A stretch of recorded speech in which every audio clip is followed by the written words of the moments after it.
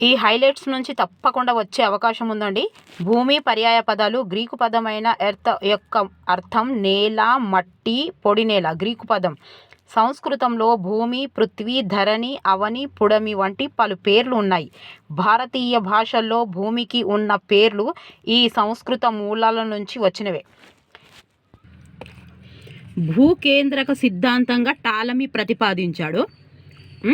ఇక్కడ టాలమీ ప్రతిపాదించాడు.